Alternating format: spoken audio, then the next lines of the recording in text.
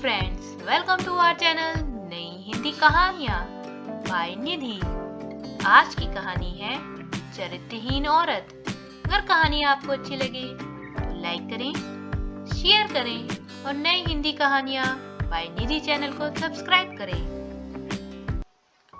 रोहन संदीप और रत्ना जी की इकलौती औलाद है।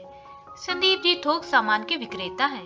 रोहन भी संदीप जी के साथ बिजनेस में मदद करता है। रोहन काफी समझदार और सुलझा हुआ लड़का है। संदीप जी ने रोहन को व्यापार की सारी बारीकियां सिखा दी थी, जिस वजह से संदीप जी के बिजनेस में दिन दूनी रात चौगनी तरक्की हो रही थी। संदीप जी का बिजनेस काफी बढ़ गया था जब से रोहन ने संदीप जी की मदद करनी शुरू की थी। धीरे धीरे रोहन ने सारा बिजनेस संभाल लिया। संदीप जी ने अपना सारा बिजनेस रोहन को सौंपकर रिटायरमेंट ले लिया। अब तो संदीप जी का ऑफिस जाना बहुत ही कम हो गया था और संदीप जी का ज्यादातर समय घर में ही बीतता था। तभी रत्ना जी संदीप जी से रोहन की शादी की बात छेड़ती हैं।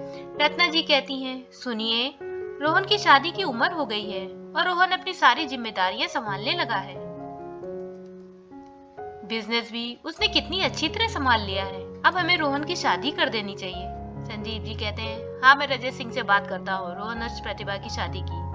संदीप जी ने रोहन का रिश्ता अपने दोस्त रजत सिंह की बेटी प्रतिभा से तय कर दिया था। रजत सिंह और संदीप बचपन के दोस्त हैं। प्रतिभा रजत सिंह की इकलौती औलाद है। रजत सिंह का भी थोक सामान का बिजनेस है। रजत सिंह का बिजनेस हमेशा संदीप जी के बिजनेस से अच्छा ही चला। संदीप जी की नजर हमेशा रजत जी के बिजनेस पर ही रही है, इसलिए उन्होंने प्रतिभा को रोहन के लिए पसंद किया था, ताकि शादी के बाद रजत जी के सारे बिजनेस पर रोहन का हक हो जाए। संदीप जी के पास भगवान का दिया सब कुछ था, फिर भी संदीप जी की पैसे की लालच खत्म नहीं होती। दूसरी ओर रोहन संदीप जी से बिल्कुल विपरीत था। उसके लिए रिश्ते नाते ज्यादा माने रखते। ये सारे गुण संदीप में रत्ना जी से आए थे। उसके मन में कभी भी प्रतिभा की दौलत का लालच नहीं आया। प्रतिभा काफी खूबसूरत है और रोहन की तरह गुणों की धनी। रोहन प्रतिभा की खूबसूरती और गुणों का कायल था।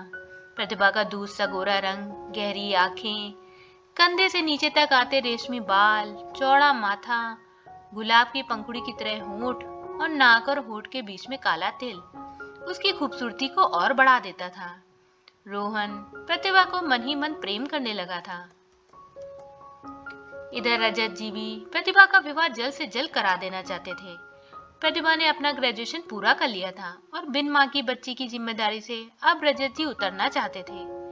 प्रतिभा की माँ का देहांत जब वो 11 साल की थी तभी हो गया था। तब से आज तक रजत जी ने ही प्रतिभा की सारी जिम्मेदारी उठाई है। उन्होंने कभी भी दूसरी शादी करने की नहीं सोची, क्योंकि उनके मन में यही शंका रहती, पता नहीं सौतेली माँ प्रतिभा के साथ कैसा व्यवहार करेगी। संदीप जी रोहन और प्रतिभा की शादी की बात करने रजत जी के घर जाते हैं। संदीप जी कहते हैं, और रजत, व्यापार कैसा चल रहा है? रजत जी बड़े गर्मजोशी से अपने दोस्त संदीप का स्वागत करते हैं और कहते हैं, सब बढ़िया है, व्यापार भी और हम भी। और रजत जी संदीप को गले लगा लेते हैं। रजत जी पूछते हैं, घर में सब कैसे हैं? सब ठीक है? हाँ, सब ठीक है। अब तो रोहन ने सारा बिजनेस भी संभाल लिया है। मैं तो यहाँ रोहन और प्रतिभा की शादी की बात करने आया था। रजत जी भी बहुत खुश हो जाते हैं। दोनों लोगों ने मिलकर 2 महीने बाद की शादी की तारीख निकाली। संदीप जी ने ये खुशखबरी रत्ना जी को दी। दोनों परिवार शादी की तैयारियों में जुट गए। रजत जी का पूरा ध्यान प्रतिभा की शादी की तैयारियों में था। उन्होंने काफी दिनों से अपना बिजनेस अपने कर्मचारियों पर छोड़ रखा था। तभी एक दिन पता चला, रजत जी ने जिन लोगों पर पूरा विश्वास किया, उन लोगों ने बिजनेस में बहुत बड़ा गबन किया है। रजत जी का सब कुछ बिक गया, घर, दुकान, कुछ नहीं रहा। रजत जी एक किराए के घर में जाकर रहने लगे। जब संदीप जी को रजत जी के बारे में पता चला, तो वो किसी भी कीमत पर प्रतिभा को अपनी बहू बनाने को तैयार नहीं थे। संदीप जी ने प्रतिभा की दौलत की लालच में उसको बहू बनाने का फैसला किया था। जब वो दौलत ही प्रतिभा के पास नहीं रही, तो वो उन्हें आखरने लगी थी। संदीप जी ने फैसला कर लिया था, अब वो प्रतिभा को अपनी बहू नहीं बनाएंगे। पर रोहन और रत्ना जी उनके फैसले के खिलाफ थे। संदीप जी ने बहुत कोशिश की कि प्रतिभा उनकी बहू ना बने। यहाँ तक उन्होंने रजत जी को भी शादी के लिए मना कर दिया था, पर रोहन ने संदीप जी की बात नहीं मानी और रोहन ने साफ साफ कह दिया कि वो शादी करेगा तो सिर्फ प्रतिभा से। रोहन बिल्कुल हैरान था। आखिर हमारे पास क्या कमी है जो उसके पिता पैसों के लिए प्रतिभा को ठुकरा रहे हैं। संदीप जी रोहन की इस बात से बेचैन हो उठे। उन्होंने तो सोचा था प्रतिभा से रिश्ता तोड़कर किसी और अमीर परिवार की लड़की को अपनी बहू बनाएंगे ताकि दहेज में ढेर सारा माल मिल सके। लेकिन रोहन संदीप जी के सारे अरमानों पर पानी फेरने में लगा हुआ था। संदीप जी ने बहुत कोशिश की कि ये रिश्ता टूट जाए, पर रोहन भी जिद्दी था। फिर रोहन ने प्रतिभा से बिल्कुल सादे समारोह में शादी कर ली। संदीप जी को छोड़कर सभी इस शादी से खुश थे। प्रतिभा दुल्हन बनकर संदीप जी के घर आ गई। संदीप जी रोहन की मर्जी के आगे कुछ नहीं बोले, पर उन्होंने प्रतिभा को अपनी बहू नहीं माना था। दुनिया के सामने तो वो बिल्कुल यही दिखाते कि उन्होंने इस रिश्ते को स्वीकार कर लिया है, पर उन्होंने सोच कर रखा था कि किसी न किसी तरह वो प्रतिभा को अपनी बेटी की जिंदगी से बाहर निकाल फेंकेंगे और रोहन की दूसरी शादी करवाएंगे। रोहन और प्रतिभा संदीप जी के इरादों से बिल्कुल अनजान थे। प्रतिभा तो अपने ससुर की सेवा करने, उनको खुश करने में लगी थी। प्रतिभा दिन रात बस अपने सास ससुर की सेवा में लगी रहती। उन बातों से अनजान उसके साथ क्या होने वाला है। संदीप जी बस इसी सोच में पड़े रहते, आखिर रोहन और प्रतिभा को कैसे दूर किया जाए।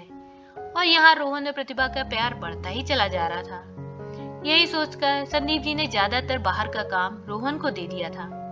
इस वजह से रोहन आए दिन घर से बाहर ही रहता और प्रतिभा घर में अकेली रहती। पर इन दूरियों ने रोहन और प्रतिभा का प्यार और बढ़ा दिया था। संदीप जी हर बार प्रतिभा के कामों में कमियां ही निकालते रहते। कभी कहते रोटियां जली हुई हैं, तो कभी सब्जी में नमक ज्यादा है, तो कभी सब्जी कच्ची है। कोई भी दिन ऐसा नहीं हो जाता था जब संदीप जी प्रतिभा के काम में कमी नहीं निकाली हो। प्रतिभा उनकी हर बात सुन लेती और कभी भी बहस नहीं करती थी। रत्ना जी प्रतिभा को समझा देती हैं कि वो अपने ससुर की बातों पर ज्यादा ध्यान ना दे। प्रतिभा की सास और प्रतिभा में अच्छी पटने लगी थी। इस बात से भी संदीप जी का मुंह बना रहता। संदीप जी बाबाओं के चक्कर में आ गए। वो बाबाओं के पास अपनी परेशानी लेकर जाते और बाबा उनसे तरह तरह की पूजा करवाते और संदीप जी से मोटे मोटे पैसे ऐंठते। एक बाबा के पास संदीप जी गए। उसने संदीप जी से तगड़े पैसे ऐंठे और कई बार पूजा करवाई, मगर संदीप जी प्रतिभा का कुछ नहीं बिगाड़ पाए। इस तरह रोहन और प्रतिभा की शादी को 6 महीने निकल गए, पर प्रतिभा उस घर में हंसी खुशी से बनी हुई थी। कोई भी अभी तक संदीप जी के मन के चोर को नहीं समझ पाया था। आखिर उनके मन की मंशा क्या है। संदीप जी प्रतिभा के साथ बहुत ही अच्छा व्यवहार करते थे। उन्होंने रोहन को बिल्कुल यकीन दिला दिया था कि उन्हें प्रतिभा से कोई शिकायत नहीं है। प्रतिभा भी यही समझती उसके ससुर उसका अपनी बेटी की तरह ख्याल रखते हैं। लेकिन किसी को क्या पता संदीप जी भीतर ही भीतर क्या षड्यंत्र कर रहे हैं। तभी कुछ दिन बाद उन्हें एक ऐसे तांत्रिक के बारे में पता चला जिसने अपनी तांत्रिक विद्या से बहुतों के काम करवाए हैं। इधर रोहन और प्रतिभा अपनी अपनी जिम्मेदारियां अच्छी तरह से निभा रहे थे। प्रतिभा ने तो पूरे घर की हर जिम्मेदारी अपने ऊपर ले ली थी। प्रतिभा की सेवा से उसकी सास बहुत खुश रहती और सभी से अपने बहू की तारीफ किए बिना नहीं चुकती थी। पैसे की लालच में संदीप जी को प्रतिभा की अच्छाइयां तो कभी दिखाई नहीं देती हैं।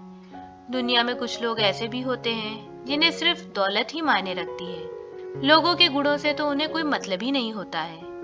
संदीप जी किसी भी तरह प्रतिभा से छुटकारा पाना चाहते थे, इसलिए संदीप जी उस तांत्रिक के पास जाते हैं और अपनी परेशानियां बताते हैं। तांत्रिक उनको यकीन दिला देता है वो उनको प्रतिभा से छुटकारा दिला देगा।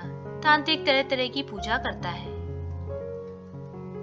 और संदीप जी से लाखों रुपए लूटता है, पर उसका कोई फायदा नहीं होता।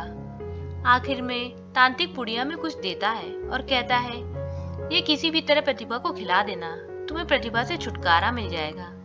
संदीप जी बहुत कोशिश करते हैं, पर वो प्रतिभा के खाने में वो पुड़िया नहीं मिला पाते हैं। रोहन अक्सर घर से बाहर ही रहता था। संदीप जी सोचते हैं रोहन भी घर में नहीं है, यही सही मौका है बहू के खाने में पुड़िया मिलाने का।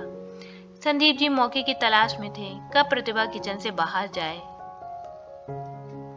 जैसे ही प्रतिभा किचन से बाहर गई, संदीप जी ने दूध के गिलास में पुड़िया मिला दी।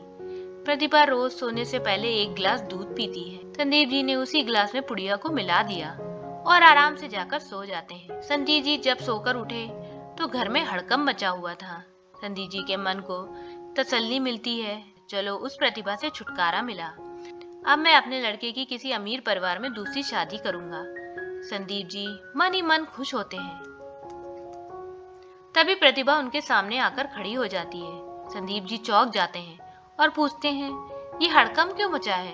प्रतिभा कहती है, बाबूजी, रोहन की तबीयत बहुत खराब है। रोहन को रात से उल्टियां हो रही हैं। संदीप जी दौड़ते हुए रोहन के पास जाते हैं और पूछते हैं, रोहन घर कब आया?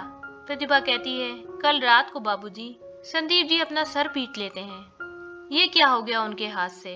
अपने ही बेटी की जान खतरे में डाल दी। करीब 15 दिन निकल गए। रोहन अभी भी हॉस्पिटल में था। संदीप जी गुस्से से पागल हुए जा रहे थे। आखिर कैसे रोहन ने वो दूध पी लिया? तभी गांव से उनका भतीजा शंभू आ जाता है। रत्ना जी और रोहन दोनों ही उसे बिल्कुल पसंद नहीं करते थे, पर संदीप जी की उससे बहुत पटती थी। शंभू की थोड़ी आपराधिक सोच थी। संदीप जी प्रतिभा से कहते हैं, प्रतिभा, शंभू मेरा भतीजा है, उसका अच्छे से ख्याल रखना। उसको किसी बात की परेशानी नहीं होनी चाहिए। प्रतिभा शंभू की हर जरूरत का ख्याल रखती और उसे समय समय पर खाना नाश्ता पूछती रहती। हालांकि प्रतिभा का मन घर में बिल्कुल भी नहीं लग रहा था, क्योंकि रोहन हॉस्पिटल में एडमिट था। रत्ना जी भी रोहन के पास थी। अब की बार संदीप जी ने प्रतिभा को निकालने का तगड़ा प्लान बनाकर रखा था। शंभू को रहते हुए कुछ दिन हो चुके थे। प्रतिभा को कई बार ऐसा महसूस हुआ जैसे शंभू उनके कमरे के बहुत चक्कर लगा रहा है, पर वो कहती भी तो किससे? रोहन और रत्ना जी दोनों ही घर में नहीं थे। तभी एक दिन आधी रात को प्रतिभा को लगा कोई उसका दरवाजा खटखटा रहा है। प्रतिभा जैसे ही उठी देखने के लिए, वैसे ही शोर मचने लगा। सब चिल्लाने लगे, आधी रात को बहू के कमरे से कोई भागा है। प्रतिभा भी तुरंत कमरे से बाहर निकल आई। उसने भी किसी को उसके कमरे से भागते हुए देखा और किसी की चप्पलें उसके कमरे के बाहर थीं। प्रतिभा बिल्कुल डर गई। ये बात आग की तरह फैल गई कि पति हॉस्पिटल में है और संदीप जी की बहू किसी के साथ रंग रंगलियां मना रही है। संदीप जी तो मौका ही ढूंढ रहे थे प्रतिभा को बदनाम करने का, ताकि वो उसे घर से निकाल सके। आसपास के लोग भी प्रतिभा के बारे में हजार बातें बनाने लगे। यही मौका था संदीप जी के पास प्रतिभा को घर से निकालने का, क्योंकि न रोहन और न रत्ना घर पर थे। संदीप जी प्रतिभा से कहते हैं, प्रतिभा, तुम्हारी वजह से हमारी बहुत बदनामी हो रही है, इसलिए तुम हमारा घर छोड़कर चली जाओ। प्रतिभा जाने से मना कर देती है तो संदीप जी प्रतिभा को धक्के मार के घर से निकाल देते हैं। प्रतिभा रोहन और रत्ना जी को यह सब बताना नहीं चाहती थी, इसलिए वो अपने बाबूजी रजत सिंह के पास चली जाती है। कई दिन से प्रतिभा की कोई खबर न मिलने पर रोहन और रत्ना जी परेशान हो जाते हैं। जब रोहन हॉस्पिटल से घर पहुंचता है तो उसे सारी बातें पता लगती हैं, पर रोहन को यकीन नहीं होता है प्रतिभा उसके साथ ऐसा कर सकती है। उसका पूरा शक शंभू पर जाता है, पर वो सच का पता कैसे लगाए उसे समझ ही नहीं आ रहा था। तभी रत्ना जी कहती हैं, रोहन, पहले प्रतिभा को अपने घर ले आओ, उसके बाद सच का पता लगाएंगे। रोहन रजत सिंह के घर जाता है। वहाँ प्रतिभा रोहन को देखकर फूट फूट कर रोने लगती है। प्रतिभा रोहन से कहती है, रोहन, सब झूठ बोल रहे हैं, मेरे कमरे में कोई नहीं आया था, मुझे लगा कोई मेरा दरवाजा खटखटा रहा है, इसलिए मैं दरवाजा खोलकर बाहर आ गई। तभी सब चिल्लाने लगे, मेरे कमरे से कोई भागा है और मेरे कमरे के बाहर किसी की चप्पलें रखी थी। रोहन प्रतिभा को गले लगा लेता है और उसे अपने साथ चलने को कहता है। प्रतिभा भी रोहन के साथ जाने के लिए तैयार हो जाती है। रोहन जब प्रतिभा के साथ घर पहुंचता है तो संदीप जी बहुत नाराज होते हैं और कहते हैं, हमने इसे किसी और के साथ रंगे हाथों पकड़ा है, ये चरित्रहीन औरत है, इसे किसी भी कीमत पे हम घर में नहीं रखेंगे, इसकी वजह से पूरे शहर में हमारी बदनामी हो गई और तुम इसे यहाँ लेकर आए हो। रोहन कहता है, बाबूजी, मुझे प्रतिभा पर पूरा यकीन है, वो ऐसा गलत काम कभी नहीं कर सकती, आपको कोई गलत फहमी हुई है। संदीप जी कहते हैं, हमें कोई गलत फहमी नहीं हुई है, हमने इसके कमरे से एक आदमी को भागते हुए देखा था, घर के बाकी नौकरों ने भी देखा है, तुम चाहो तो उनसे पूछ लो। रोहन सभी से बात करता है, सबका एक ही जवाब रहता है कि उन्होंने किसी को भाभी के कमरे से भागते हुए देखा था। रोहन को समझ नहीं आ रहा था वो क्या करे, कैसे प्रतिभा को बेगुनाह साबित करे। रोहन संदीप जी से कहता है, बाबूजी, प्रतिभा यहीं रहेगी, अगर प्रतिभा यहाँ नहीं रह सकती है तो मैं भी यहाँ नहीं रहूंगा। संदीप जी बेटे की जिद के आगे हार जाते हैं और प्रतिभा को वहां रहने की इजाजत दे देते हैं। पर संदीप जी प्रतिभा को निकालने के लिए नई नई साजिशें सोच कर बैठे थे। रोहन कई दिनों से देख रहा था शंभू के पास काफी पैसे आ गए हैं। रोहन उसका पीछा करता। शंभू रोज जुआ खेलता और शराब पीता। रोहन को शक होता आखिर उसके पास इतना पैसा कहाँ से आ गया। शंभू संदीप जी को ब्लैकमेल करके पैसे ऐंठ रहा था। रोहन शंभू को पकड़कर खूब मारता है और पूछता है, तुम्हारे पास इतने पैसे कहाँ से आए? शंभू मार के डर से रोहन को सब बता देता है कि चाचा जी उसको पैसे दे रहे हैं। रोहन पूछता है, तुम्हें बाबूजी पैसे क्यों दे रहे हैं? शंभू पूरी बात रोहन को बताता है। रोहन की आंखों में खून उतर आता है।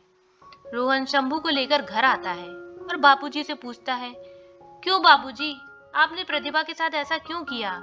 प्रतिभा तो आपकी बेटी जैसी है। संदीप जी कहते हैं, ये मेरी बेटी नहीं है, मैं इससे नफरत करता हूँ। मेरा बस चले तो मैं इसको आज अपने घर से निकाल दूँ। संदीप जी सब कबूल कर लेते हैं जो जो साजिशें उन्होंने प्रतिभा के खिलाफ की थी। कैसे तांत्रिकों से प्रतिभा को मरवाने की साजिश की और दूध का गिलास प्रतिभा को पीना था वो तूने पी लिया। फिर शंभू के साथ मिलकर उसे बदनाम करवाया ताकि प्रतिभा घर छोड़कर चली जाए। रोहन को यकीन ही नहीं हुआ उसके बाबूजी प्रतिभा को मारने की साजिश कर सकते हैं। रोहन अपने साथ पुलिस को लेकर लाया था। पुलिस ने संदीप जी और शंभू दोनों को गिरफ्तार कर लिया। दोस्तों, लोगों को अपने कर्मों का फल इसी जन्म में भुगतना पड़ता है। अगर हम दूसरों के लिए गड्ढा खोदते हैं तो एक ना एक दिन हम उसी में गिर जाते हैं। फ्रेंड्स, अगर कहानी आपको अच्छी लगी हो तो लाइक करें, शेयर करें और नई हिंदी कहानियां बाय निधि चैनल को सब्सक्राइब करें।